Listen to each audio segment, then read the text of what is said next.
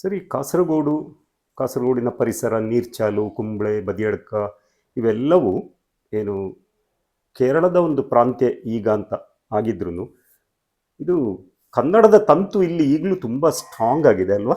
ಖಂಡಿತ ಸರ್. ಅಂದ್ರೆ ಇಲ್ಲಿ ನೋಡಿ 180ರಷ್ಟು ಕನ್ನಡ ಮಾಧ್ಯಮ ಶಾಲೆಗಳು ಇವತ್ತು ಕೂಡ ಇವೆ.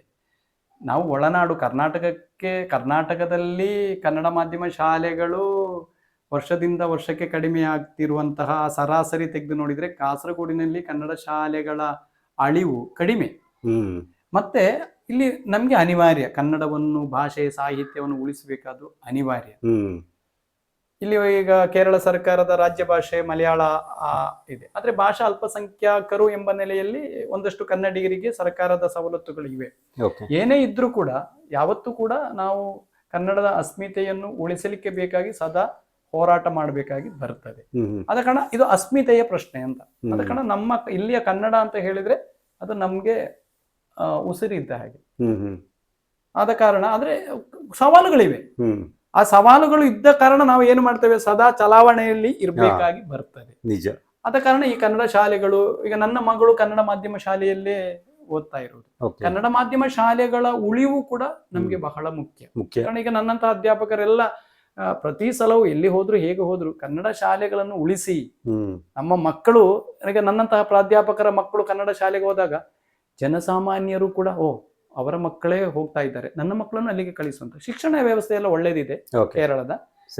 ಅಧ್ಯಾಪಕರು ಇವರೆಲ್ಲ ಲೋಕಸೇವಾ ಆಯೋಗದಲ್ಲಿ ಮೂಲಕ ಬರುವವರು ಅಥವಾ ಅನುದಾನಿತ ಶಾಲೆಗಳಲ್ಲಿ ಬರುವವರೆಲ್ಲರೂ ಕೂಡ ಒಳ್ಳೆಯ ಅರ್ಹ ಅಧ್ಯಾಪಕರೇ. ಮತ್ತೆ ಕೇರಳ PSC ಸದಾಕಾಲ ಅಪಾಯಿಂಟ್ಮೆಂಟ್ಗಳನ್ನು ಮಾಡ್ತಾ ಇದೆ, ಪೆಂಡಿಂಗ್ಗಳು ಬಹಳ ಕಡಿಮೆ.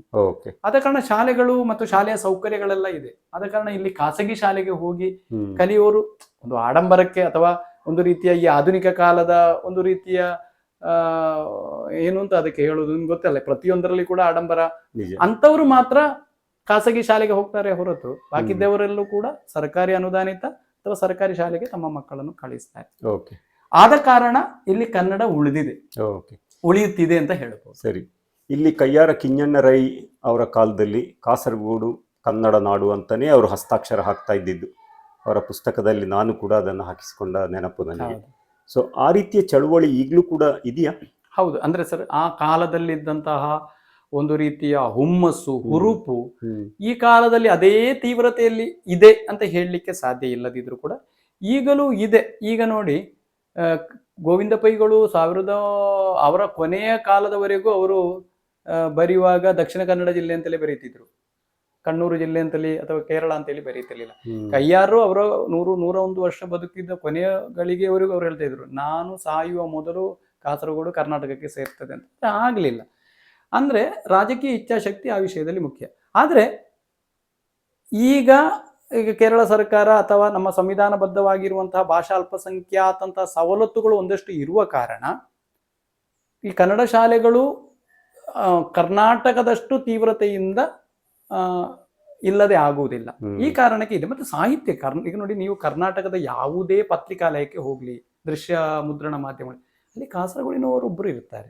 ಕಾಸರಗೋಡಿನವರ ಕನ್ನಡ ಭಾಷೆ ಮಾತನಾಡುವ ಶೈಲಿ ಅದು ಬಹಳ ಉತ್ತಮವಾದ್ದು, ಮತ್ತೆ ಒಳ್ಳೆಯ ಶಿಷ್ಟವಾದ್ದು ಅಂತ ಕರ್ನಾಟಕದಾದ್ಯಂತ ಬಂದವರು ಹೇಳ್ತಾರೆ. ಅದು ಈಗಲೂ ಇದೆ. ಮತ್ತೆ ಹಳೆಗನ್ನಡದ ಹೆಚ್ಚು ಒಂದು ರೀತಿಯಲ್ಲಿ ಹಳೆಗನ್ನಡ ಸಾಹಿತ್ಯದಲ್ಲಿ ಕಾಸರಗೋಡಿನವರಿಗೆ ಹೆಚ್ಚು ಹಿಡಿತ ಇದೆ. ಇದೆಲ್ಲವೂ ಕೂಡ ಕಾಸರಗೋಡಿ. ಮತ್ತೆ ಯಕ್ಷಗಾನ ನೋಡಿ, ಕಾಸರಗೋಡಿನ ಇಡೀ ನಮ್ಮ ಕಾಸರಗೋಡಿನಿಂದಲೇ ಹುಟ್ಟಿ ಬೆಳೆದದ್ದು ಯಕ್ಷಗಾನ. ಆ ಯಕ್ಷಗಾನ ಒಂದೊಂದು ಪ್ರತಿ ಮನೆಗೆ ನೀವು ಕದ ತಟ್ಟಿದ್ರು ಕೂಡ ಅಲ್ಲಿ ಒಬ್ಬ ಯಕ್ಷಗಾನ ಕಲಾವಿದ ಇರ್ತಾನೆ. ಯಕ್ಷಗಾನ ಕನ್ನಡಕ್ಕೆ ಕೊಟ್ಟ ಕೊಡುಗೆ ಅಂದ್ರೆ ಅದು ಅಸಾಮಾನ್ಯ. ರಾತ್ರಿಯಿಂದ ಬೆಳಿಗ್ಗಿನ ತನಕ ತಾಳಮದ್ದಳೆ, ಯಕ್ಷಗಾನ ಕೂಟ ಅಥವಾ ಆಟಗಳಲ್ಲಿ ಒಂದೇ ಒಂದು ಇಂಗ್ಲಿಷ್ ಪದ ಬಳಕೆ ಇಲ್ಲದೆ ಮಾತಾಡ್ತಾರಲ್ಲ. ಈಗ ಶೇಣಿಯವರು ಮತ್ತು ಕುಂಬಳೆ ಸುಂದರ್ರಾವ್ ಅಂತವರು ಅಥವಾ ಈಗ ಇತ್ತೀಚೆಗೆ ತೀರಿ ಹೋದ ಸೂರ್ಯಕುಮಾರಿ ಗೋವಿಂದ ಭಟ್ ಅವರನ್ನು ಹೆಚ್ಚು ಓದಿದವರಲ್ಲ. ಆದ್ರೆ ಎಷ್ಟು ಒಬ್ಬ ಒಳ್ಳೆಯ ಪ್ರಗಲ್ಭ ಪಂಡಿತನಿಗಿಂತಲೂ ಹೆಚ್ಚು ಭಾಷಾ ಸಂಪತ್ತು ಇರುವಂತಹ ಮಹಾನ್ ವ್ಯಕ್ತಿಗಳಾಗಿದ್ರು ಅವರೆಲ್ಲ. ಸೊ ಅದು ಕಾಸರಗೋಡಿನ ಕನ್ನಡದ ತಾಯಿ ಬೇರು. ಯಾವುದು? ಯಕ್ಷಗಾನ. ಕಾರಣ ಯಕ್ಷಗಾನ ಕನ್ನಡ ಶಾಲೆಗಳು ಎಲ್ಲ ಎಷ್ಟು ಸಮಯ ಇರುತ್ತದೋ ಅಷ್ಟು ಸಮಯ ಕಾಸರಗೋಡಿನಲ್ಲಿ ಕನ್ನಡ ಜೀವಂತ ಇರುತ್ತದೆ. ಅಂತೂ ಕಯ್ಯಾರಂತಹ, ಕುಣಿಕುಳ್ಳಾಯರು, ಯು ಪಿ ಕುಣಿಕುಳರು, ಅದು ಅದೇ ರೀತಿಯಲ್ಲಿ ಕಳ್ಳಿಗೆ ಮಹಾಬಲ ಭಂಡಾರಿ ಅವರಂತಹ ಪರಿಶ್ರಮ ಮತ್ತು ಅವರಷ್ಟು ತ್ಯಾಗ ಮನೋಭಾವ ಈಗಿನವರಿಗೆ ಉಂಟಾ ಅಂತ ಕೇಳಿದ್ರೆ ಇಲ್ಲ ಅಂತ ಹೇಳ್ಬೋದು. ಆದ್ರೆ ಅವರು ಹಾಕಿಕೊಟ್ಟ ದಾರಿ ಇದೆಯಲ್ಲ, ಅದು ಇವತ್ತಿನವರಿಗೆ ತುಂಬಾ ಉಪಕಾರ ಆಗಿದೆ, ಸ್ಫೂರ್ತಿಯಾಗಿದೆ. ಅದನ್ನು ನಡೆಸುವವರು ಒಂದಷ್ಟು ಮಂದಿ ಇದ್ದಾರೆ ಈಗ ಕಾಸರಗೋಡಲ್ಲಿ. ಅದು ಬಹಳ ಮುಖ್ಯ. ಬಹಳ ಸಂತೋಷ.